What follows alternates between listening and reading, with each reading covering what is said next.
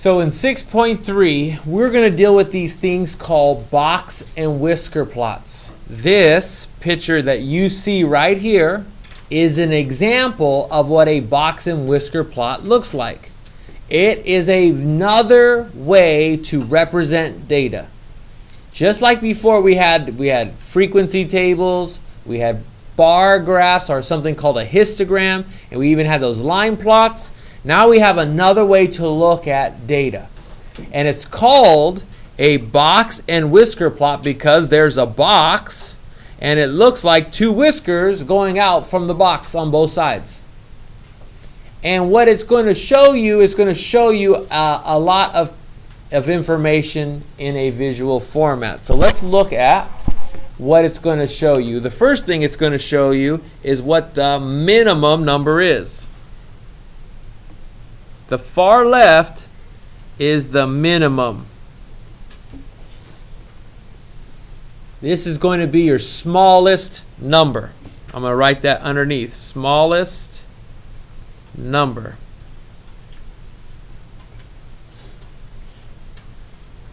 If that's your minimum and that's your smallest number, then guess what's on the other side? Yes, it is. You were right. It's your maximum. That's the term. It's your largest or your biggest number. And I don't know why I have a smallest number 1 there. I'm just going to put smallest number. There we go. We have our minimum.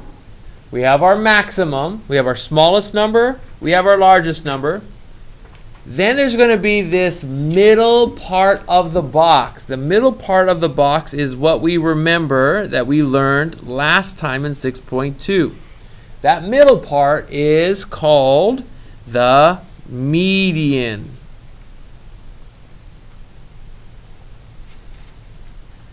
It's your middle number in order. Middle number in order.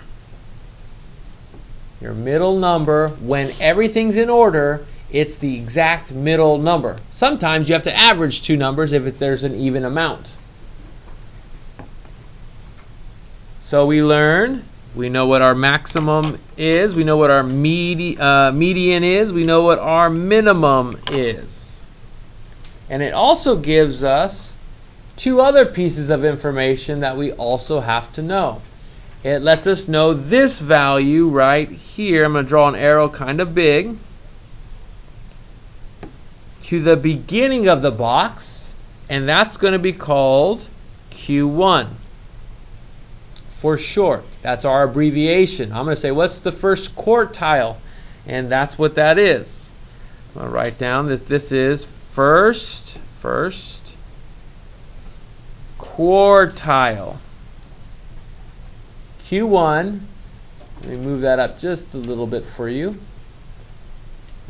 Q1 is our first quartile.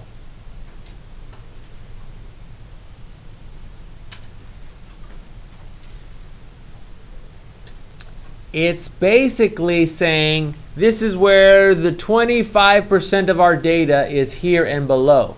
25% of our data is here and below. That's what the first quartile is. Think about a quarter. There's 25% of your data over here. So I want you to put a little 25% right there.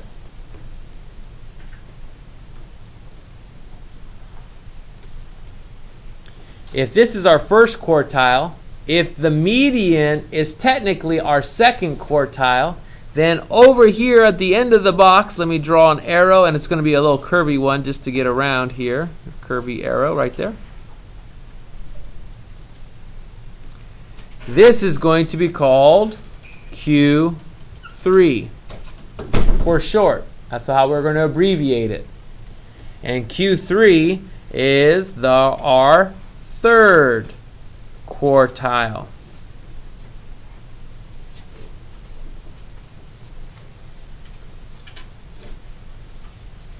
It's our third quarter of the data.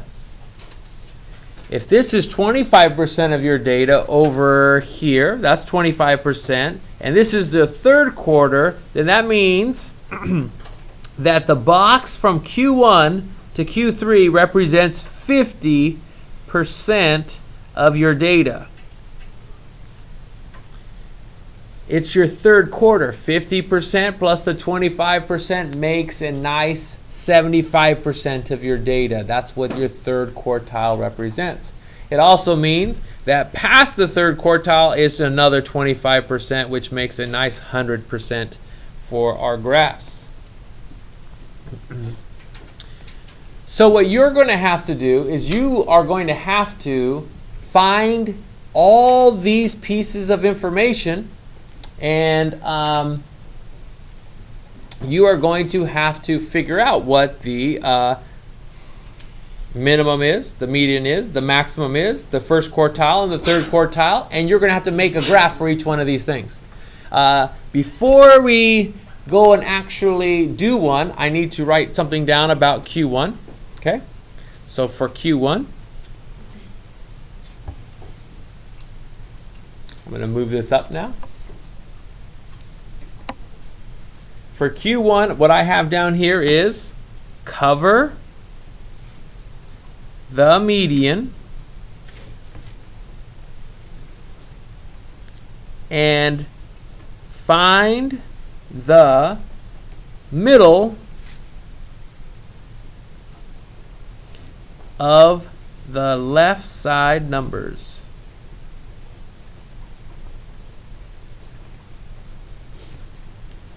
Cover the median and find the middle of the left side numbers.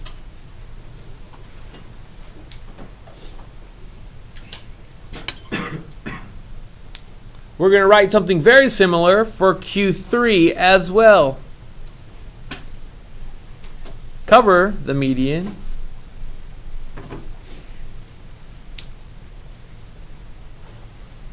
and find the middle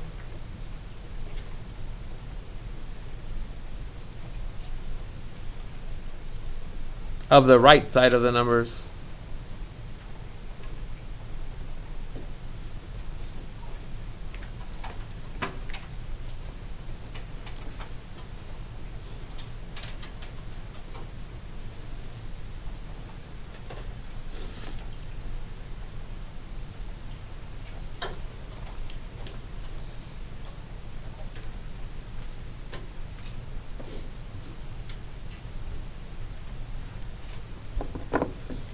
Okay, so we wrote down some things. You may be confused still. That's okay. Let's do an example, and the example is I need some real data, but we can make stuff up too if we want to. Okay, I'm going to take a sample from the people who are sitting in front of me. Sorry, I'm ignoring you, but I'm going to pick these people right here. Okay. I'm going to call on you if you're sitting here, and I want you to tell me what your last test score was, and you can lie to me. I don't care. I just need a score between 0 and 100. If you got over, is there anybody who got over 100? I'm not. Lie to me and you lie down to 100, please. Okay? So, Xavier, what'd you get? Just any score? 60. Perfect. What'd you get? 93. 93. What'd you get? 47. Thank you. What'd you get? 96. Okay, thank you. 99. Thank you. Would you set that right there? Who? One second. Connor, you're next to Tim, right there. Okay, who am I on? 1%. 1%. Okay, I like it. There we go. 100. And last one? 100. Thank you. Okay. So now what we have is we have a set of data. And what we're going to do is we're going to make a box and whisker plot for these fictitious and some are true numbers. Okay? The first thing that we always do is we put everything in order from smallest to largest. Okay? Put in order. I'm going to put a little star next to this. In order from smallest to largest. Put in order from smallest to largest. Okay. I'm just going to draw a line here so I don't get confused as to where my example begins. All right.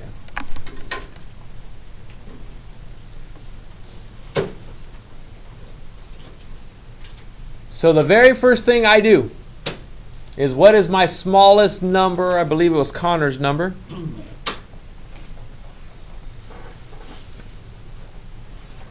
Then what's the next number?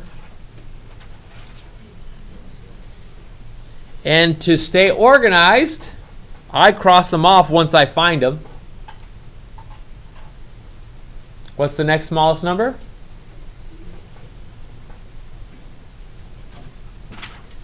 And what's the next smallest number? Close. 93. Then the next smallest number? Then the next smallest number? And then our last two numbers, it doesn't matter which one goes first, which one goes second, because 100 and 100 are the same size. Okie dokie. So now you have everything in order. You can right now figure out what your minimum is. Which number is your smallest number? So I put min right here. This is your min. You can figure out what your largest number is. What's your max?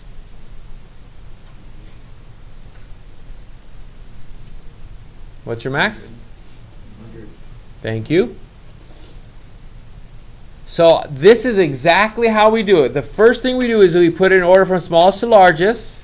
Then the second thing we do, so I'm going to put a number 1 next to that. The second thing we do is we identified min and max. Min and max. That's the second thing that I just did. I have to put that off to the side because I don't have enough room for that anywhere else. Identify your minimum and your maximum. The third thing we're going to figure out is our median. And our median is our middle number. So if I want to find our median, then what I'd like to do is I like to say, okay, one number, two numbers, three numbers, four numbers. I need to know what the median is, and it's right here in between these two things. That's what my median needs to be. Now, there isn't an even number there, is there? So, how do I find the median between 93 and 96? My median. I have to find the average of the 93 and the 96. How do you find the average of 93 and 96?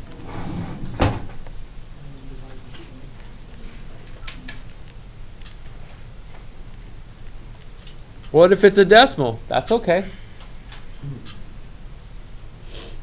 So what is my median? My median is 94.5. And if you need to, I'm going to write here, it was 93 plus 96 divided by 2. If you want to know how I got that, that's what I just did on the calculator. 93 plus 96 divided by 2. So now I have my min. Now I have my max, and I have my median. I have 3 out of the 5 things I need for my box and whisker plot. I have the min, I have the max, I have the median. So then the next thing I need to figure out is what is Q1 and what is Q3. If you don't know how to find those, that's why we wrote this stuff down. Cover the median and find the middle of the left side numbers. So let's figure out what that means. Here's my median. Let me put this back so you can see it. I cover up the median. Here's the median right there. I'm covering it up with my finger. Covered it up. Because the median's in the middle, right? Right here. Let me just draw a little line. I cover it up. On the left side, I need to find the middle number of the left side? It's, okay, how many numbers do I have? The 93, the 60. I have the 1 and the 47. What's the middle number here between these two things? This is Q1. How are you going to find Q1? You're going to add 47 and 60 together, and you're going to divide by 2. If you don't have that, you can use a calculator for that, of course. 47 plus 60 divided by 2. And we'll switch it to a decimal.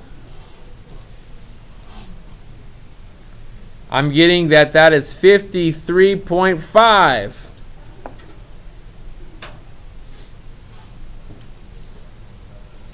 That's our first quartile. Sounds so official when we say quartile. If that's how we found the first quartile, do you know how you're going to find the third quartile? Let me read you what we wrote. Cover the median. Cover the median and find the middle of the right side numbers. So I need the exact middle between these two things. That's our Q3. Now I know exactly the middle of 99 and 100. It's 99 plus 100 divided by 2 if you wanted the math behind it. But I actually know what that is. Think of the number that's exactly in between 99 and 100. That is 99.5 is Q3.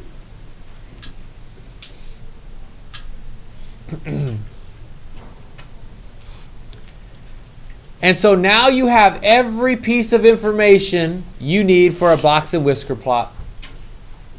And I need you to do something that makes a whole lot of sense. Okay, so wait, I know what I forgot to write down. Over here, we wrote, the second we found min and max, the third we found the median, the fourth, find Q1 and Q3. That was the next thing we did.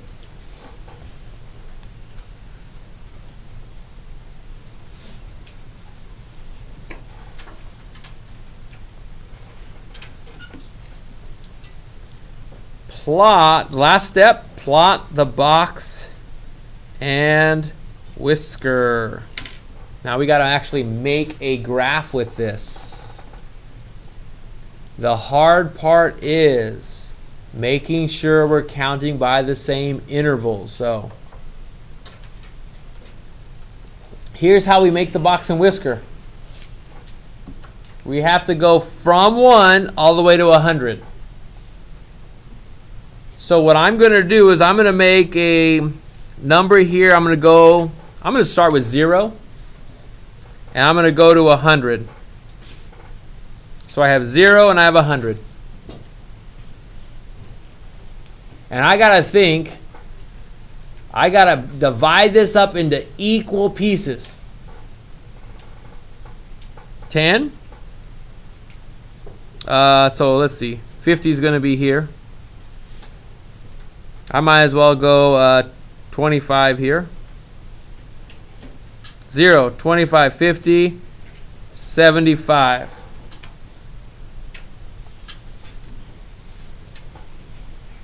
Okay. See how these are in equal pieces? I want you to have yours with equal pieces. You can count by 10s, you can count by 20s, you can count by 25s, whatever makes it nice and easy for you. Where's our minimum at? What's our minimum? You can thank Connor for this. Thank you, Connor. What's our maximum? And these are our ends of our whiskers. These are those big dots. They signify this is your minimum, this is your maximum. Where is Q1 at? What's our number for Q1?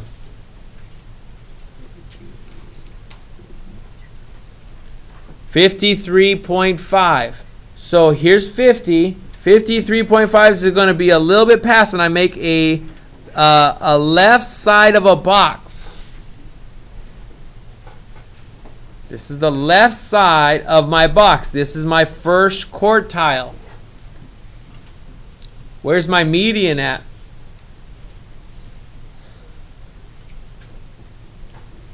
Remember that number we found? Where is 94.5? It's not at 100. Here's 75, so that's 80. 94 is probably right here. Is probably where my median's at.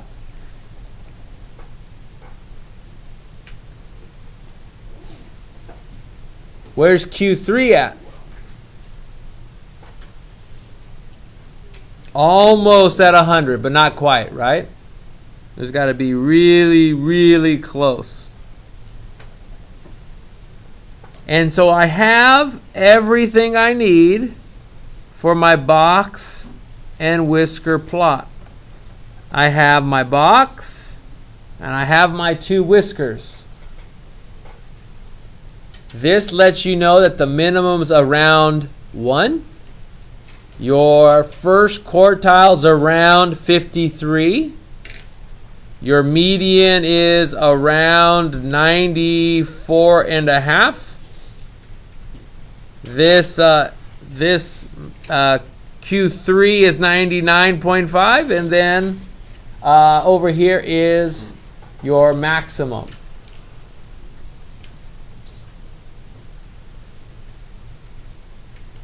So there you go. This is a box and whisker plot. You're going to be asked to do that on the first 3 problems. How to make a box and whisker plot is what you're going to have to do.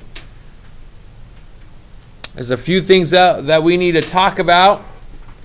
I need to define a few more things, and then we'll rock and roll. Let's talk about an IQR. Then we'll have to flip this page over. IQR. If ever I ask you to find the IQR, this is called the interquartile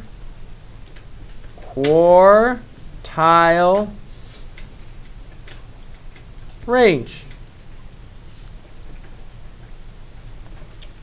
There's a formula for IQR.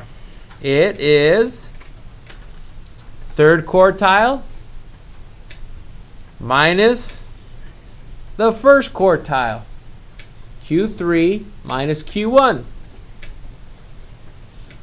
Basically, I'm saying, what's the third quartile subtracted by the first quartile? How far apart is that interquartile range? If I want to know what the IQR of our previous example was, I would take 99.5 and I would subtract 53.5. The IQR of this example is 99.5 minus 53.5, and you figure out what that is. I do recommend you use a calculator. And I'm getting 46.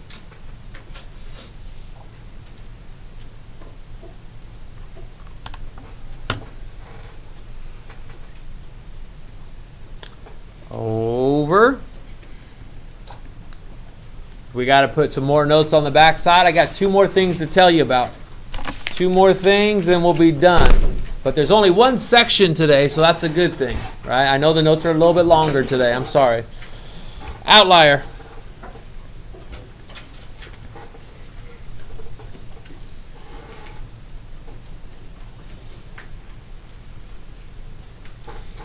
How can you tell if something is an outlier? An outlier is more than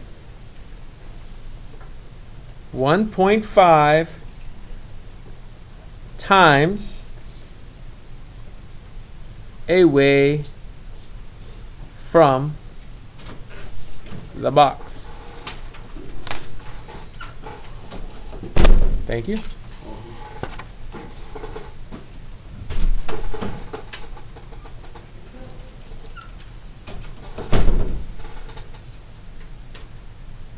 An outlier is more than 1.5 times away from the box. Like, how are you supposed to know if something is an outlier? It's really far away from the other pieces of information. But visually, you can tell. I want to show you.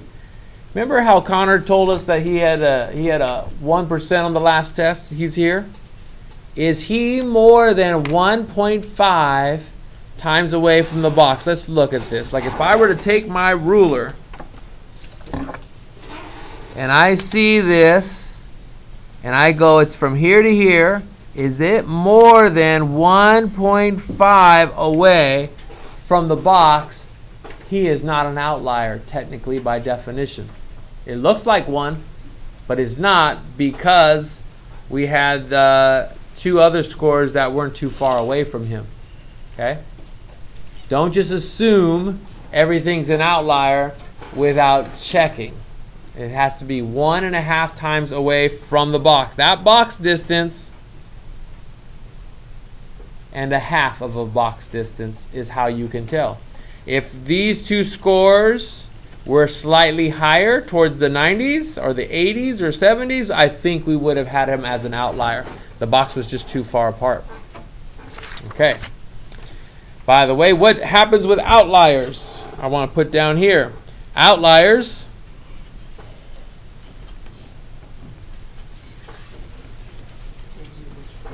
thank you for letting me know that.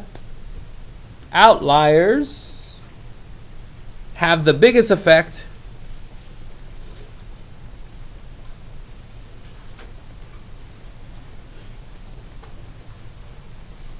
on the mean. Zoom out. Skosh. If there is an outlier, it messes up the average. If I were to try to figure out what the average was on those scores that this column of kids gave me, then Connors would have lowered the average quite a bit. It has the least effect on the median, by the way, just so you're, bless you. I wrote down here, if you have an outlier,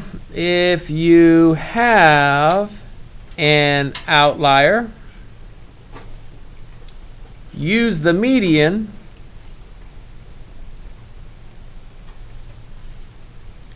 as the best way to describe the data.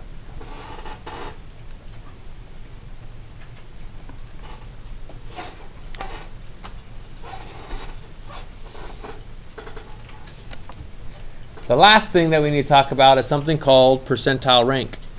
Percentile rank.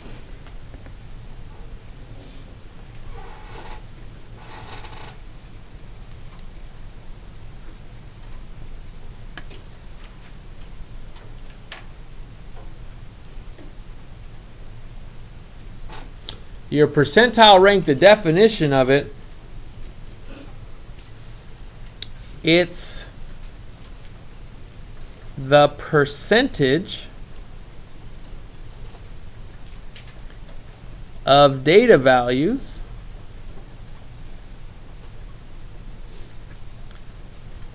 that are less than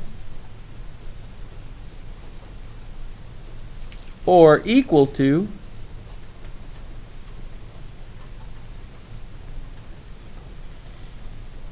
that value.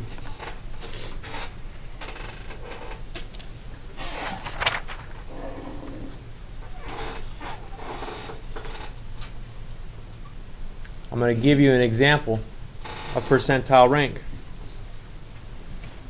Number 12.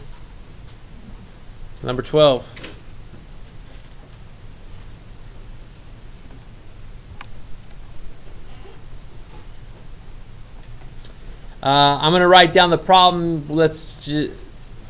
I'm not going to write down the whole problem. I'm going to give you a summary. There's 25 dogs. 15 weigh more than 35 pounds.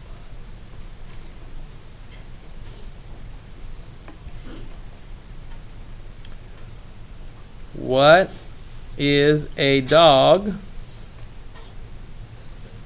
What percentile rank? What percentile rank? What percentile rank is a dog that weighs 35 pounds? There's 25 dogs. 15 dogs weigh more than 35 pounds. What percentile rank is a dog that weighs 35 pounds? Ray, let's find out if you're right. Not sure if you're right yet. 60? Okay, let's see if he's right. What you're going to have to do with percentile rank is you're going to have to figure out is the percentage of data the values that are less than or equal to that value. How many dogs are less than or equal to 35 pounds? How many dogs are less than 35 or equal to 35 pounds?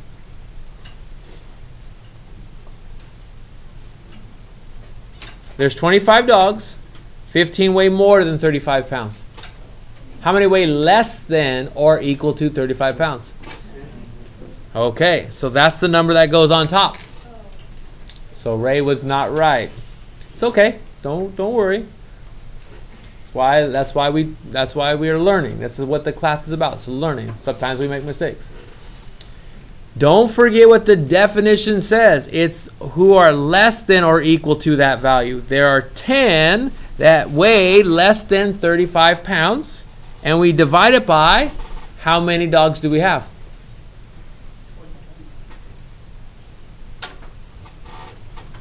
Okay, so I'm going to write something down that helps me. I'm writing 10 weigh less than or equal to 35 pounds, and I'm dividing it by how many dogs. That's what you're doing. And then what you're going to do is you're going to convert this to a percent. You're going to change it to a decimal.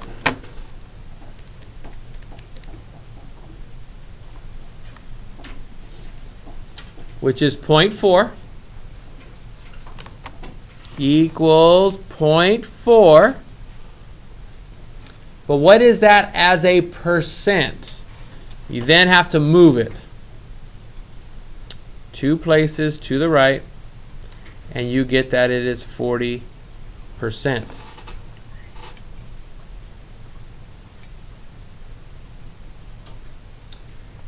The dog that weighs 35 pounds is the 40th percentile of those dogs that were in this particular survey. Does that make sense? Sometimes it's going to be directly like what Ray was thinking, where you're going to take the 15 and divide it by 25. But in this case, you actually had to do one step before you could figure out what the percent is.